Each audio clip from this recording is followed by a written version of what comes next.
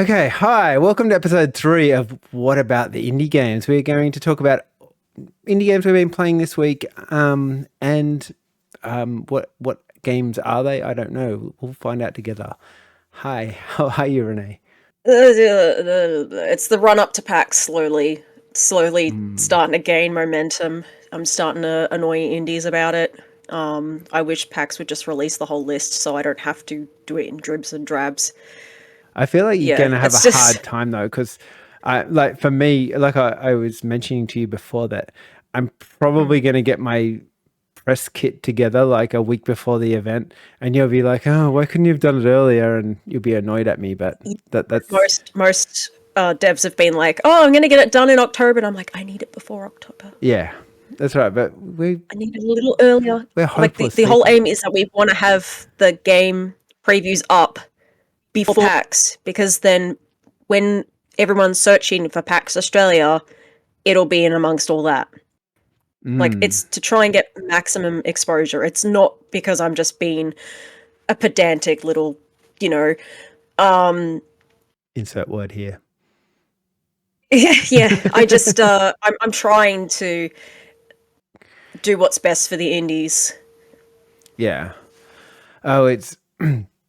But yeah, there's And a lot also, of. if someone watches a preview and they go, "This sounds interesting," they go look it up on Steam and it's there, Mm, it is more likely to be wish listed than if it's several months down the track and they're having trouble finding it. yeah, that's true.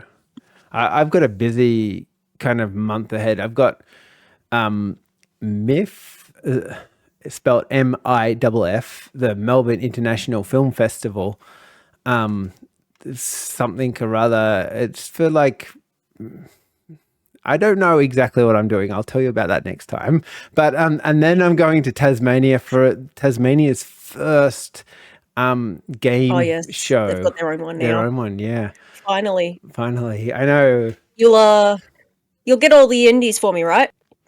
Yeah, yeah. No, I'm really interested to see who's there because they. I asked them who are they inviting, and they've kind of got a Tasmanian only policy, like only games that have made or partly made in Tasmania, Mm. kind of. And I was like, I feel like you should just invite other devs and have like the best indie games instead of having like the crap that we've got down there. No, not crap, but the littler games, the games that let's get some of the bigger ones and that to draw the crowds there. That's what I'm thinking. So, yeah. I mean, I can see both sides of it. I feel like that it's Melbourne has International Games Week, which is a week before PAX. Yeah. So they essentially have their Melbourne Victoria exclusive one, and then they have PAX. So I guess that because they can kind of do that, but they could have made it so that there was like a con that was only open to the Tassies, and then like maybe the first day is Tasmania only, and then the second 2 days were open to everyone. Well, like Adelaide and Brisbane just had theirs, and they've got like anyone can Yeah, go to it. Like I don't see. yeah, I feel that's it. like it's about drawing people, and then you feature like Melbourne features all the Victorian games. You feature Yes, it's them. made in Melbourne. Yeah, yeah. That's what they should do with the Tassie one. Like, hey, you can come down here if you want to pay your own way, and we'll feature. Like the Tassie ones. They get the prime spot.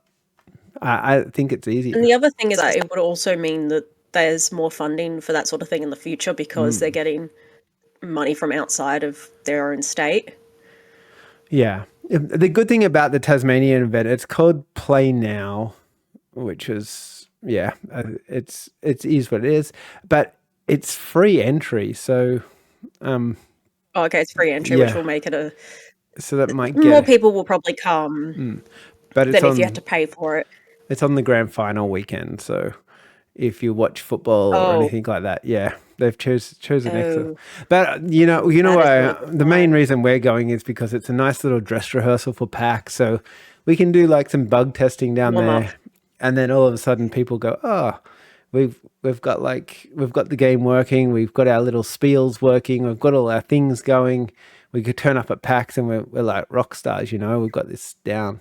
It's So it's a pity because one year at PAX they had like Tasmania had their own booth, and it was separate from PAX Rise. So you know how NZ Code have their own booth usually? Tasmania had their own booth, and I'm like, that's Well, a really cool idea. I've got Made in Tasmania on my booth this year. Yeah. Like there are four booths. I can't tell you who they are, but they have got Made in Tasmania across the top, like the Made in Melbourne ones. And I think I'm not sure if any other states have done that too. But I like Tasmania kind of sees Melbourne as its big sister or something. It can kind of leverages off that a little bit too. So I guess it's a bit like New Zealand and Australia's relationship, where it's like yeah, if someone else makes fun of New Zealand, we're like, how dare you? yeah. Only we can make fun of New Zealand. Yeah, but it's the same as like I think Victorian people kind of like Tassie too because it's that little wonderland down there that we kind of all try to protect and yeah, so it's got a kind of two-way streak, I guess. Anyway, we're going to go back to the games. And then I'm going to GamesCon in Yeah. Singapore, which I'm doing a speech for. I've got to write a speech. That's working out really well. So You sound like you're going to be really busy, and I'm just going to be making videos like crazy. yeah, yeah. Do you want to start with your first game of the week? Where have you been in the game playing world? So I've been playing 2 horror indie games. Okay. Um, I'm still playing Go Go Town and Cozy Caravan as well. Yeah. Every now and again, I go back to them because they're always updating. And I also play. I ended up buying Kataria Tales, which was Kataria Fables. Sorry, which one of the ones that I encountered during the Farming Fest. But they actually had it on sale on the Switch, so I bought the full version of it on Switch because it was so cheap. It was only like $8. Oh, I hate that. Then I get a big library. I mean, I haven't even finished Super Mario Wonder yet. Everyone else is like, such a good game. And I'm like, it's not clicking for Yeah. me. What's my problem? I found that too. That was it's too forced. And okay, let's go back to indie games. Stuff Yeah, Mario. I think it's just because that's what I say at PAX. Everyone's like, look at the line for the Nintendo booth. And I'm like, I don't care about that. Indies is where it's at. So yeah, so which one are we going to talk about first? Which game did you enjoy the most? Well, the one that I'm enjoying the most, I've only just started playing it recently. Sorry. And by recently, I mean I started last night. Yeah. And interesting story, I ended up kind of befriending the dev because I saw that they were a solo Australian developer on Twitter. Oh, cool. After someone else had, I think one of the indie accounts was like, oh, this is on sale for a while yet. And I'm like, oh, I've got this on my wish list and I want to get it. And I ended up DMing him and being like, hey, solo dev, that's really hard. Good job getting your game out there, you know? Because I feel like a lot of people don't really lift up those who do it by themselves. Like, don't get me wrong, like, doing it as a team is still hard, but doing it as solo is really hard. That's really hard.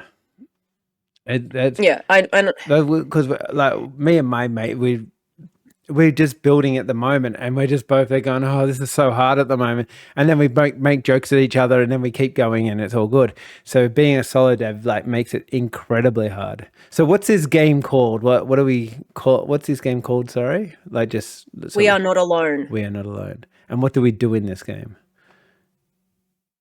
So you play as a main character, obviously. But you essentially get your sister's gone missing, and to try and find out more about it, you have signed up for an experiment because she was doing one of these experiments and went missing. Yeah. So you have to stay in a bunker in isolation for 3 months with 2 other people, but something's a little sus about the bunker. Oh. Your character keeps seeing flashes of people and is like, what is going on? There's only supposed to be 2 people here. And then one of the bunker mates seems to be slightly losing it. I'm not that far in, so I haven't really found out what's happening, but from what I've been told, it's more about exploration and small puzzle elements rather than in a horror-based setting, rather than a combat-focused horror game. I'll have a look. Not alone. Oh, okay. It's not on sale on Steam. You Yeah, mean it was on sale. It's just come off sale fairly recently. it's 20% off only on Steam. Okay. Oh, Yeah, that's all right. Oh, it looks pretty cool. I'm gonna wishlist it. Yeah. No, I like. Well, I've just got a Steam Deck, so now I'm just like, oh, I don't even know what a Nintendo Switch is anymore. They're nothing to me. I find I think that they are perfect for indie games. oh So yeah. did I you? mean, there's a lot of. Oh, hang on. Well, I before was we gonna say there's could, a lot of really cutesy Switch indie games that are perfect for Switch. But yeah, a lot of the other games that could be played on a Steam Deck, it's probably better to play them on a Steam Deck. you've got the power in the consoles like power because let's face it, especially if you're like an indie dev and you're trying your best, but it's not as easy to optimize a game as if you're a studio or whatnot. So having that little Yeah. bit extra power and RAM and all that kind of stuff makes it easy to make the game playable on a little handhold like that. Where the Nintendo, some devs might find that challenging. Even some companies find it really challenging to get it on the Steam Switch. Sorry. So yeah. Hang on, back to We Are Not Alone. I've just jumped the gun here. I didn't ask you some Yeah. follow-up questions. I got so excited about my Steam Deck. Do you think that who's it appealing to? Like, what's the kind of audience in this? It's only just recently come out too.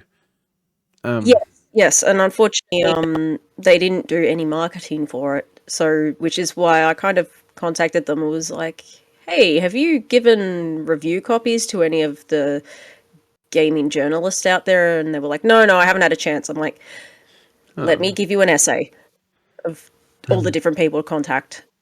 Oh, they I made think it appeals. Seventh Chance. I replayed that Hmm. game. Okay. So Seventh Chance. Sorry to interrupt you, but Seventh No, Chance. it's all right. It was. Oh no, they were published. Oh, maybe they did make it. No, they developed it too. Seventh Chance was like a little game where you kind of go on this exploration. It's a bit of finding yourself. It only goes for 20 to 30 minutes. I wouldn't be surprised if this game, We Are Not Alone, is also only like a small, like say 3 hour game as well.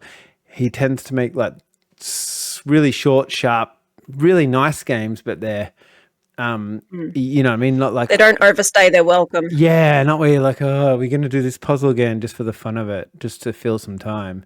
You know, I think that's where it'll be. Which is a huge complaint that people had for Okami, where they were like the last third of the game could have just been not there and it would have been a perfect game. Yeah, leave a nice taste in my mouth, not that bitter one. Yeah. I've got bad But analogies going on today.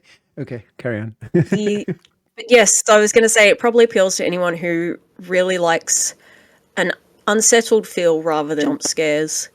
Something that's narrative based, heavily narrative based, because that's what I like. I like narrative based horror stuff.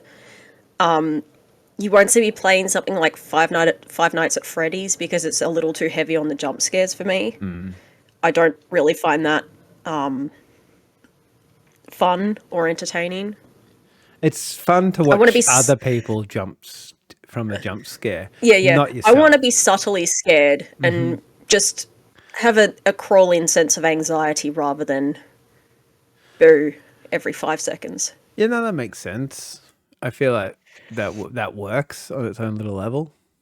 It looks like it's got some like it's nicely polished game. It doesn't look terrible. Like it doesn't look like a AAA game, but it's not like, it doesn't look like one indie dev made it by himself. Like it looks Yeah, it doesn't look quite, like a single person made it. yeah.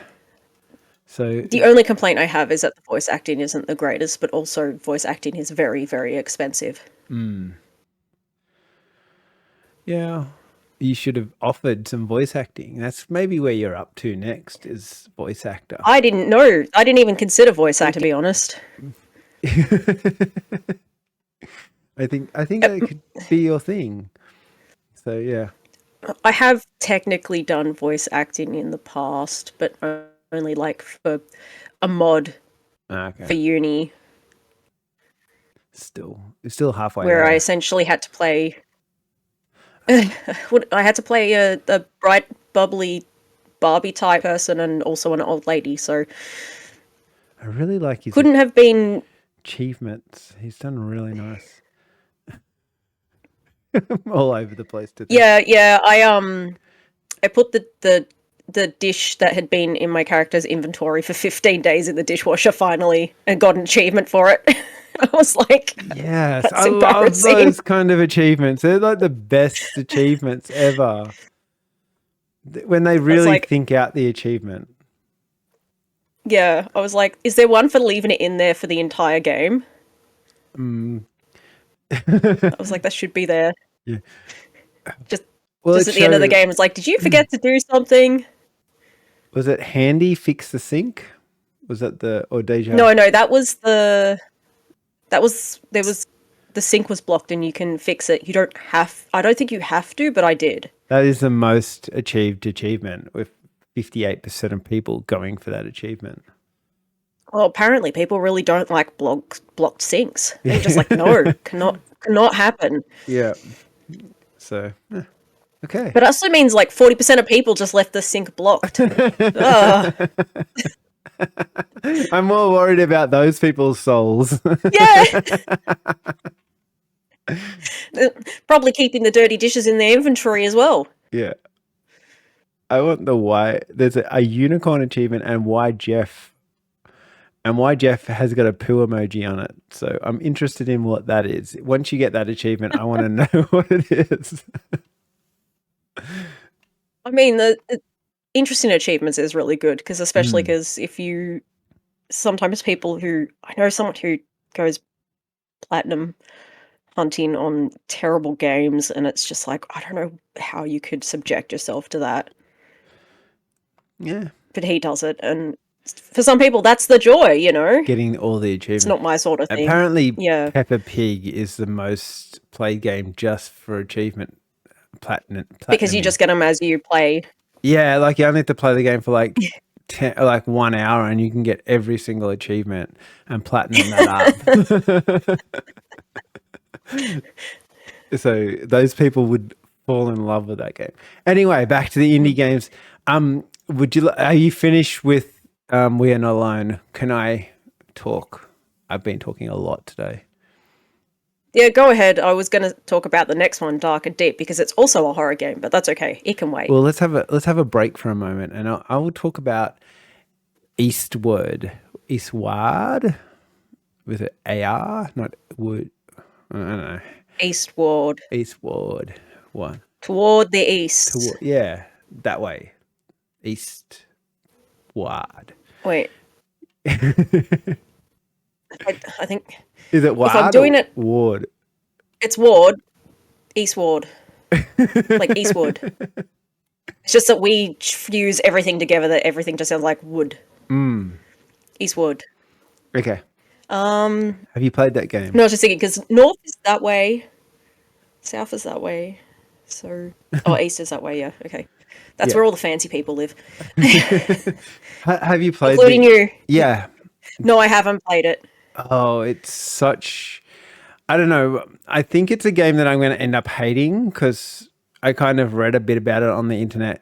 I played it for something like 6 or 7 hours. Nearly 8. That doesn't sound like the sort of game that you hate. No, I played it for 8 hours. And so the first couple of levels, I think I'm only about 3 or 4 levels into it. And each level is kind of its own little city and you've got to figure out what's what. And then you go dungeon hunting in the game. So you kind of go into a city and you kind of like, there's a couple of people who got a problem in the city, but then it turns out if you go and hunt in the dungeon, that will solve the city's problems, and then you can move on to the next city. That kind of game. That's like in a nutshell, if I Okay. want to sum it up. But it's all like adorable. It's pixel art. It's like really cutely done, but you feel I kind think of I've heard of it, but I'm not entirely sure. Let me grab my phone for a second and have a quick looky. yeah, you're right. I'm pretty sure I have heard of it.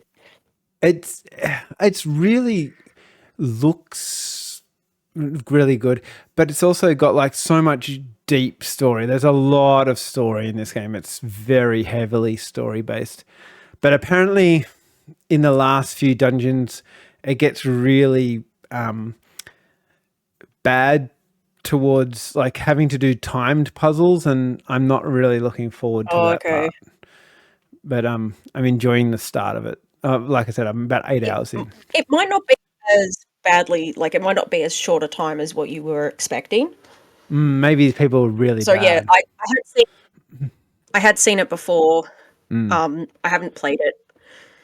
It's It's just unfortunately, it's very much one of those games that I'm like, I would like to play it if I had more time.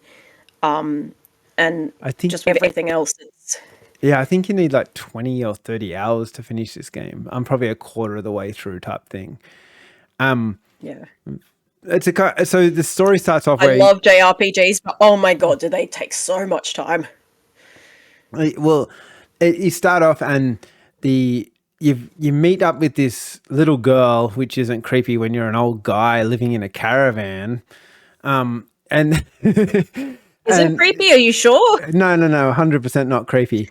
And then she's got like these special abilities that you kind of only discover as you go through the game. And then she's got like an alter ego evil version of herself that comes out when you're in like this pause state and you can't move. And I haven't worked out what all that means yet, but I'm kind of getting there. But it's just really just fun. Like the first few dungeons are so much fun. I was only I think about less than $10 on Steam this game, so I was like, yeah, I'll give it a try, and I got quite addicted to it. Yeah, that price.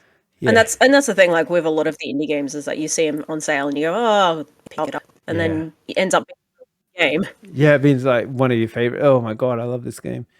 I just needed to have a break from it because there was so much story.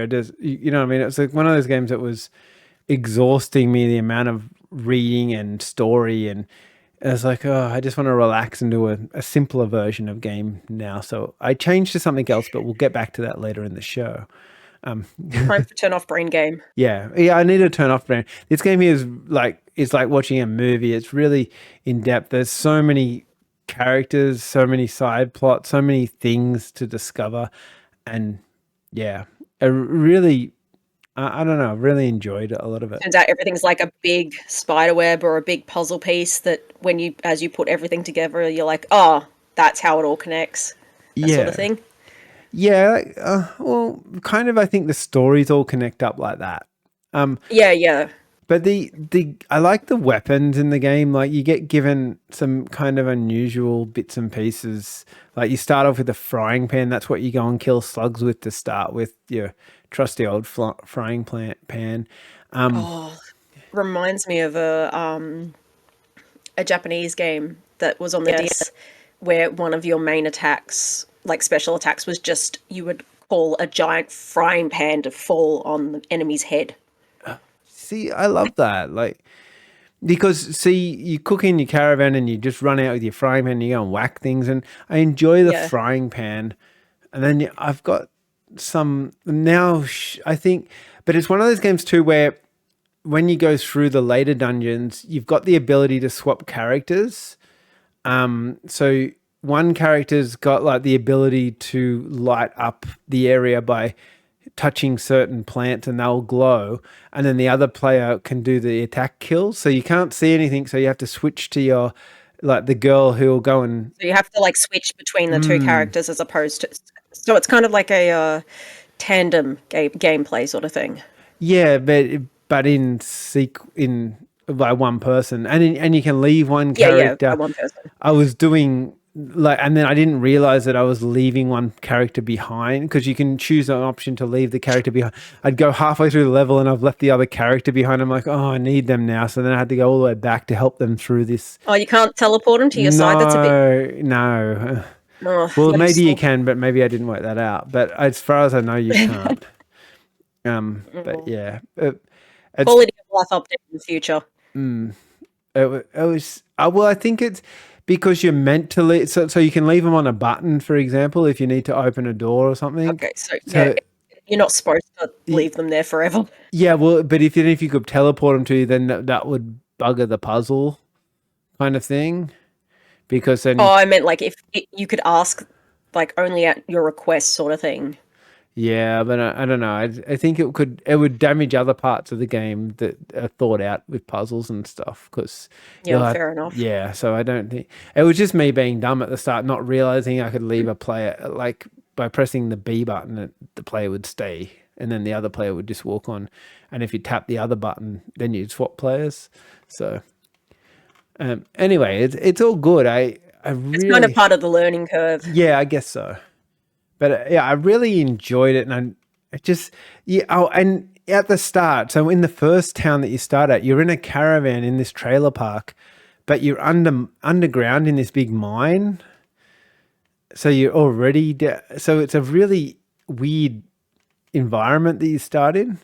Yeah. And then all the girl wants to do is go to school. So you take her to school so she can learn, and then all of a sudden she goes, oh, we'll go to the outside world, because she's already been there for some reason that I don't know yet, because I haven't finished the game.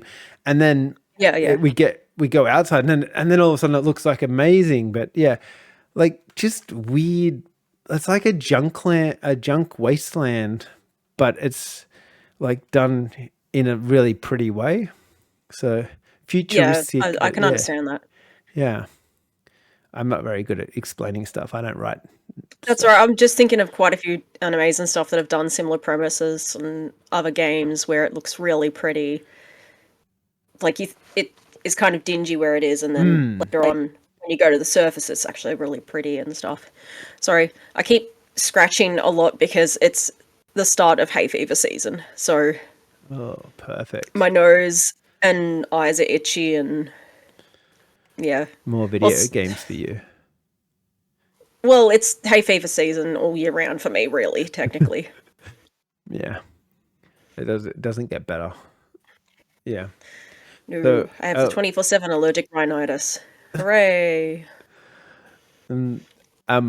Yeah, I was fluey last week, so I'm trying to drink a lot of water so I don't cough and splatter everywhere. No, I'll cut that. That's right. I'll You were cut that sick bit out, last yeah. week, and I was injured. Yeah, I'll cut that bit out. People won't know. I won't really, but Yeah. so good. Right, quickly. Okay. No, no, I'm not cutting it out. Just need to wipe my nose. I'm not cutting it out. This will be too hard to find later on in post production. So what was your other horror game? I'll listen this time. I was being a bit. The second horror game was Deep and Dark. Yeah. Was it Dark and Deep? I think it's Dark and Deep. Mm-hmm. Next time on Dark and Deep. Yeah, it was Dark and Deep. Sorry. Sorry. That's how you remembered it, isn't it? Oh my god. That's sorry. Okay, so it's based on a guy that listens to a conspiracy podcast named Dark and Deep. Oh, okay. That's how I remembered it. That's why I was like, next time on, or that's how I remembered, because as you're playing the game, every now and then you'll hear the podcasts, and it will tell you certain things. I can't really explain what the story is about as yet, because I'm only 2/3 of the way through it, and I still have no freaking idea what's happening. I know there's a dead body. There's also a deer that stares at you a lot. Yeah, I'm looking at the video, like all the stuff. It's really it's so hard to explain. bewildering. How did you come across this game? I want to say that they sent me a review code for it. Yeah. And that's how I came across it. But no, I found it in the Steam Next Fest originally, and then they asked me later on if I wanted to review code, and I was like, yeah, all right. But it does this really interesting mechanic with frames. So your character will hold, I don't know what the character's name is, but he'll hold a frame, and there's these things called ember pools, and the frame will make them come into existence. Right. So you can only see them in the frame, but if you hold the frame up, they'll become a real thing. And there's also quite a bit of gameplay with just different frames. So at the moment, I have 3 different frames.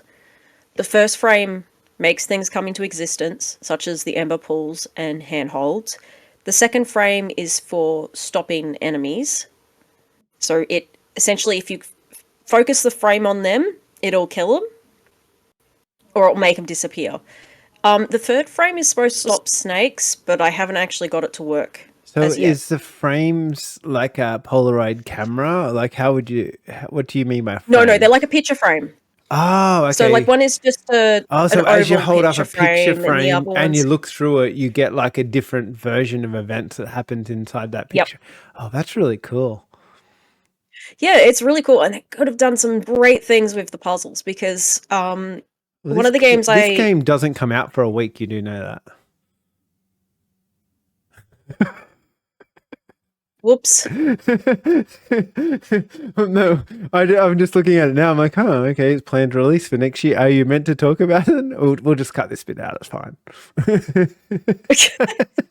It's probably embargoed until then. Okay. We'll release this episode afterwards. We'll release it on that date. Yep. Okay. So this is why this is the reason this is running late, because this is all embargoed. Okay. So everyone knows. Yeah. Yeah. The whole game was made by one person as well. Yeah, I just saw hit. this. I was just looking at that because it's like join my Discord. I'm like, okay.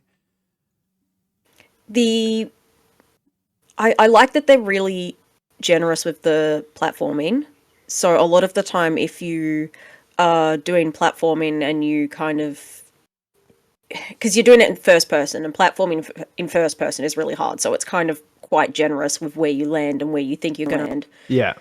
The one thing I really didn't like was the insta-death. When you hit water, you die instantly, and every time it shows you a small cutscene of you being attacked. And it's like... it's too much? You couldn't skip it? Yeah. Like, if you've already missed the platform, and see the platform going past you, you're like, okay, I'm already dead, but I can't literally do anything until later. It just would be nice if that could be skippable. The other issue, which is why I had to actually stop playing for the last 3 days, is they had a part that starts off as catacombs and it turns into a server room, and it's a labyrinth. It's a really cool premise. I'm like, hey, that's actually a really cool duplicity between the two of them. Yeah. Except the segment with the server room kept making me very ill. Too much movement? And I mean this... Yeah, it was making me motion sick. I was... At one point, I was playing it, and I got 3/4 of the way through it, or might have even been halfway through it. And I suddenly felt like I was going to be sick if I didn't stop. So I actually had to stop and come away from the computer, and I couldn't go back on the computer for all that night. The next day, I tried slower this time. I managed to get through it and get to the next section. But again, I couldn't go on the computer for the rest of the night. So I think I played it at about 10 to 6. Yeah. And I was in bed by 8:30 because I just couldn't do anything. I had a headache so bad that I couldn't focus on the computer. Well, that's disappointing, because I really like that idea of choosing different frames to investigate the thing. And I like the idea of the podcast, because it's such a clever idea to like selling like the story. Like you're listening to this podcast. Like I haven't heard it is a that very fragmented story, but I have a feeling it's going to come together right at the end. But the thing is, I need to get to the end for it to come together. And I did actually leave a comment on their Steam discussion saying that the server section did make me sick, and saying perhaps have a lighter option for people who might have motion sickness and have a couple of other things, because they actually don't have any accessibility options at the moment. So I'm hoping that's something they'll look into. But before this section, I didn't have any motion sickness. It was just, for some reason, this server room was just an incredible trigger. Yeah. Cool, but not cool. I'm genuinely interested in the game. It looks, and its puzzles and exploration. I like these ideas. There's no jump scares, I'm guessing, then, if we've already talked about how you dislike jump scares, or we've got a little bit of jump scaring. You can hear the enemies, and if you don't find them in time, they will jump on you. But I would kill them as soon as I could hear them, because the noise annoys me. Okay. No, well. But I will have to say that it's not a great game, but it's a decent game. And the guy has done a really good job. Well, obviously being for a solo dev. So yeah. And he's got another game. He's already onto his next game that's coming out next, which looks nothing like this game. It's about fish and going under the ocean. Very strange choice. Have you? No, under ocean fishing scary is no. This one looks really peaceful. It looks like they're really like Nemo fish floating everywhere, and like, it doesn't look scary at all. It's super chill. I'm telling you. Underwater caves exist. Don't care. No. This is fine. Yeah, but Dark and Deep, it does sound a little bit on the OnlyFans kind of vibe, but it's not. It turns out it's a scary horror game. So yeah, it's like, the story's really interesting. I just wish that it wasn't given to you in such a fragmented manner, so it could help hook you a bit better. I mean, when I got to the point where it was making me motion sick, I'm like, if I didn't have to review this, would I keep playing? And the answer is probably no, because I was intrigued by the story, but it hadn't quite grabbed me enough. Yeah. But can I ask a question, just to put it in context for everyone that's listening along? How many games out of 10 games that you play would make you motion sick? Like, how easily are you susceptible to that? Like, to make it in a fair kind of like point of view. Well, it depends on the game. Yeah. For example, generally anything by Deep Silver. So Metro 2033, Dead Island, any of those games tend to make me really sick really quickly. Yeah, I think within 15 minutes. I think within 15 minutes of my head. The way that they do that, something they do in the games doesn't make it as enjoyable for your eyes. I agree with you. Carry on. Doom, and anything that's like Doom will generally make me motion sick. I don't know if it's a frame rate thing, but it just seems to be that because it's so fast paced. But then I could also play things like Unreal Tournament 2004. The game that made me the most motion sickness, well, so most games, like, I play all kinds of games, and most games don't make me motion. The one that made me the worst is, and I still can't finish the game because it so makes me, is The Witness. Oh. Yeah, that one there. I think it's when it's like those really, so in The Witness, if you haven't played that, it's all. I haven't, but I've heard about it. It's low poly, so everything's like flat shaded and not very yeah. And because of that, it makes it really easy to get motion sickness. And I think that's when games when they don't have that blurriness, like, because when we shake our heads or walk or whatever, you get blurry points. Like Zelda does it really well, where the faster you go, the blurrier the screen gets like this little bit. You get the motion blur. Yeah. And that takes away the motion sickness, you know what I mean? So and that's why the server room might have triggered you, because it might have been two specific colors that then just triggered motion sickness Well, compared to.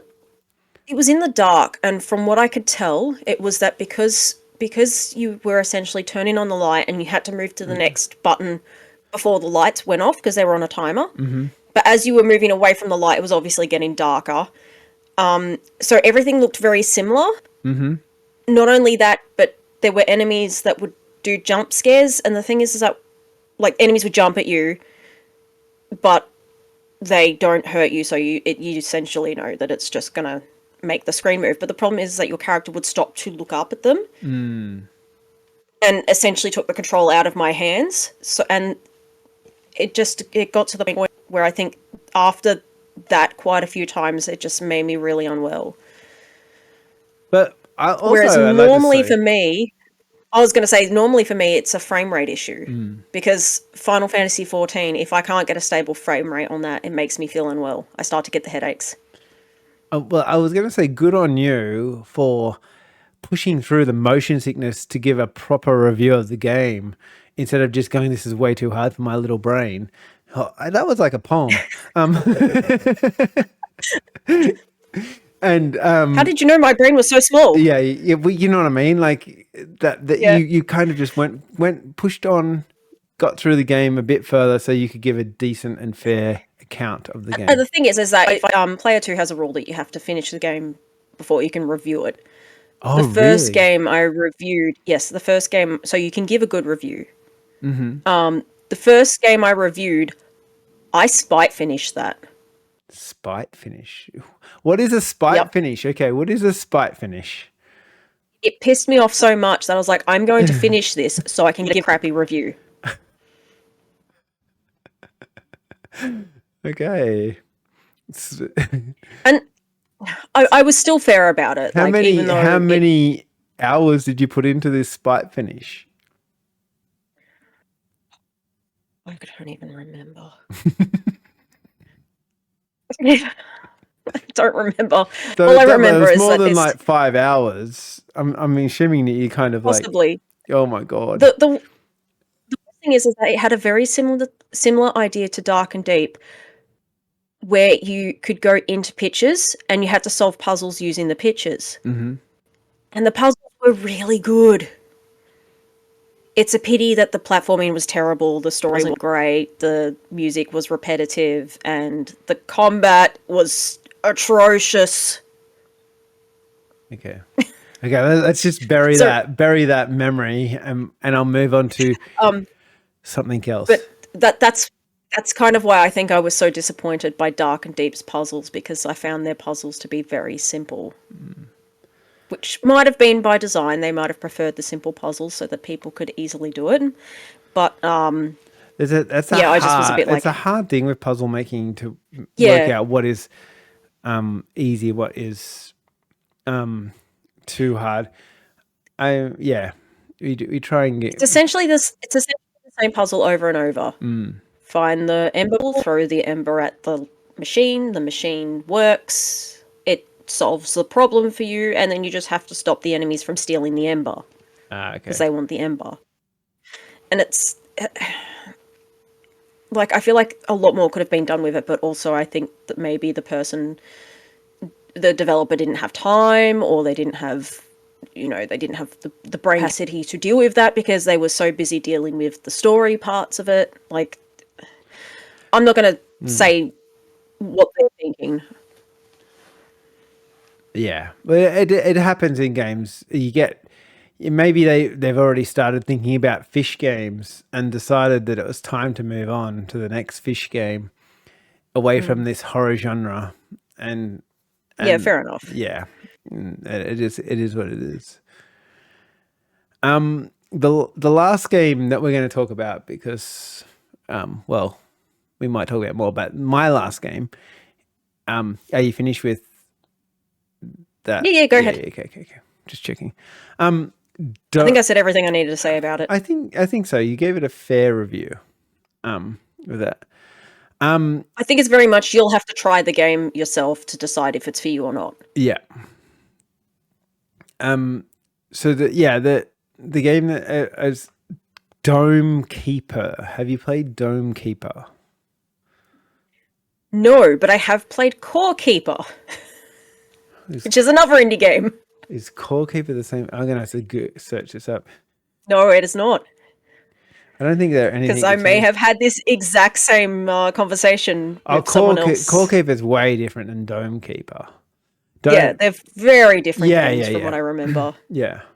So Dome Keeper is the perfect game if you just want to sit down for a small amount of time and just play a game in between things. Like it's an in-between game. It's a brain go brr game. You sit down and your brain goes brr. Yeah. But basically, like, so the idea is that you've got this dome that's on the surface, and you start in your dome, and then you go down underneath your dome and you mine for resources, and you bring them back up to your dome. You build up the guns in your dome, and you kill all the bad things as you mine deeper and deeper for more resources. And then the idea is to try and find certain elements under the ground, or there's like some mythical kind of elements that you're trying to find. Once you find them, they'll unlock some new abilities for your dome for next game, and that will finish off the kind of the game as it is. So like it's that run, and then you can do another run. Is it kind of like a roguelite? Yeah, roguelite kind of. But then after you do, like, you start with a small underground, which, you know, like probably take you half an hour to complete that, nice and small, and then you can get a medium, a large, and an extra large kind of thing. I did an extra large one last night. Well, when I say last night, I mean last night, this morning, and or half of yesterday. It took me like 5 hours to do a large one. So like they can get quite big under there, and you're searching for all this stuff, and you got different like abilities. It's just super duper addictive because there's not a hard entry point into the game. Like basically you move and you got a couple of buttons to press, and then you kind of figure the rest out as you go. And I really enjoy that for like one of those in between games or brain brewer games, as you say, because you can, you know, you don't have to think about it. You can do a run, and then you can put it down, and you can do something else and whatever. It's perfect. I mean, that's kind of why people like roguelites and roguelikes, because they're like, I can just do a run, do what I want to do, and then I can come back to it later and do another run. Yeah. Like you don't have to sit there and play ages and ages and ages.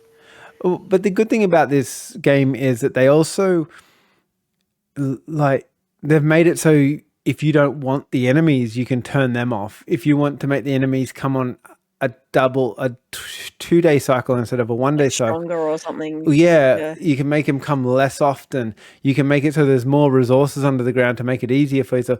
So you can kind of custom the game out to completely however you want it, to make it as enjoyable as you want. That's a good idea. Because I think that too many people put too much emphasis on either games being too easy or being too hard. It's like, why can't we just have them at the level that we enjoy them? Yeah. And that's exactly, like, this is really good at that.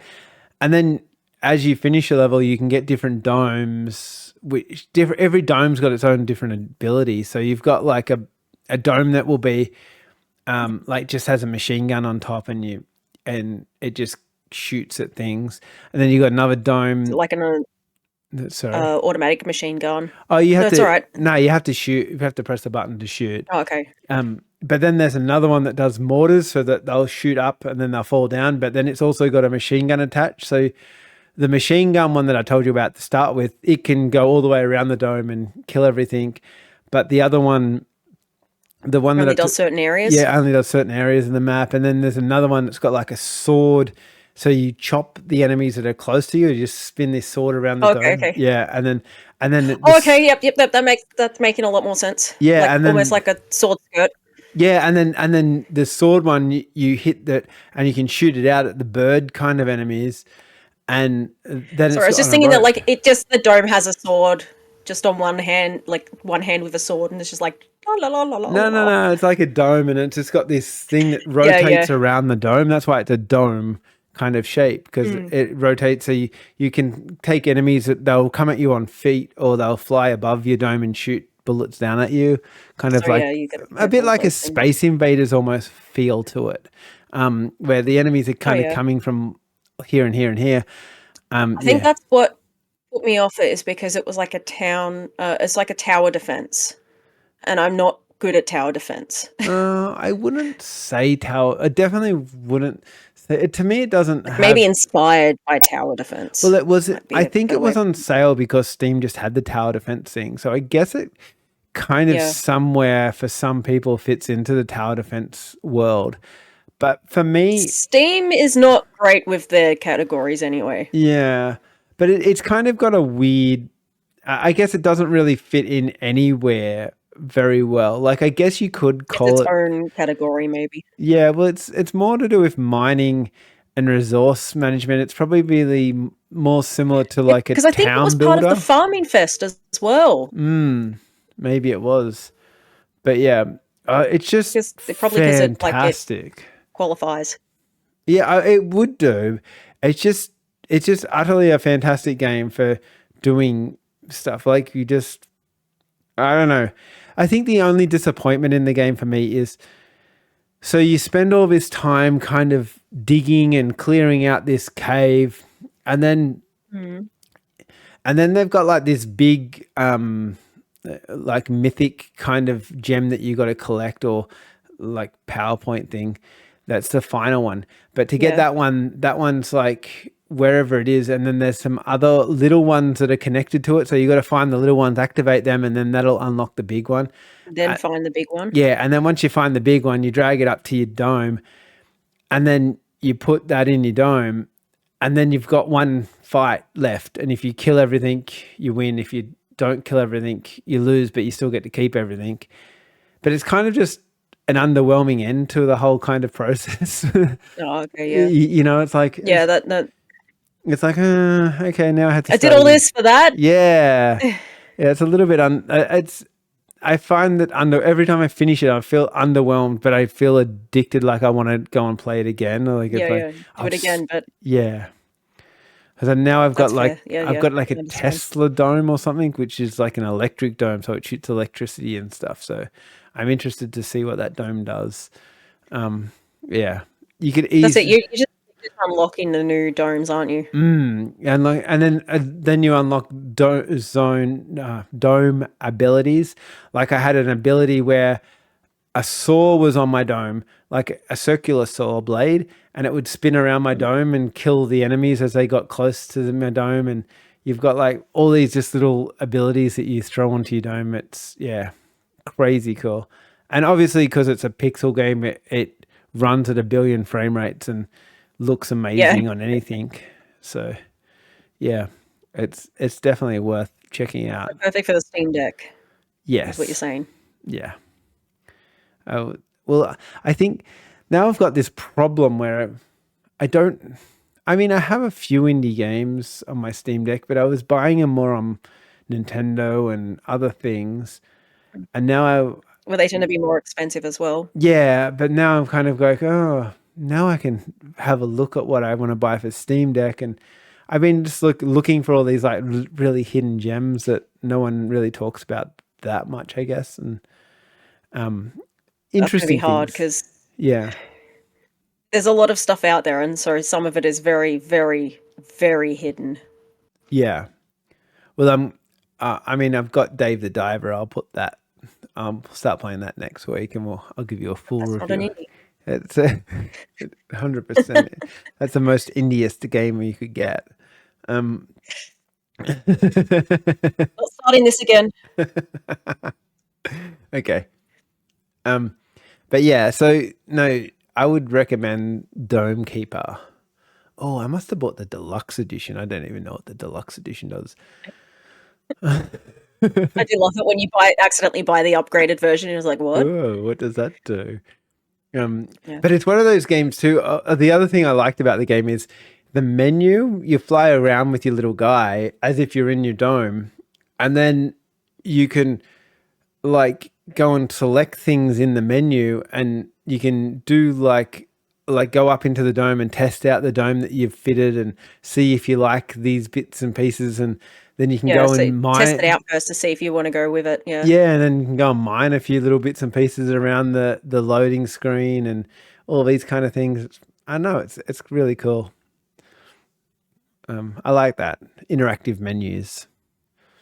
Yeah, interactive menus are pretty. Well, that's used to be interactive loading screens. Yeah, Yeah, they don't load long enough to have that. yeah, that's true. Well, you just slow down your loading screens so people think that they're still getting a load. Yeah. Give people the joy of Well, loading. like when they used to hide them in the elevators in Mass Effect, Mm-hmm. just take forever. You just had to go up too many levels. You didn't know what was happening. But yeah, I think that's about it for now. I think so. I could talk about Kataria Fables next time. Yeah. Let me get further into it. Well, this is about a week behind now because we have to put an embargo on this video. So Well, you also got sick. I got injured. no. I'm talking about because you talked about that game, the Doom. Keep. Oh yeah, now it's going to be the Yeah, embargo. Now it's going to be even later. yeah. It'll be next week now. All right. Sorry. Yeah. All right. Talk to you guys I'm later. sure they're just sitting there waiting for us to break. Yeah. See you guys. Bye. Thanks for watching. Bye.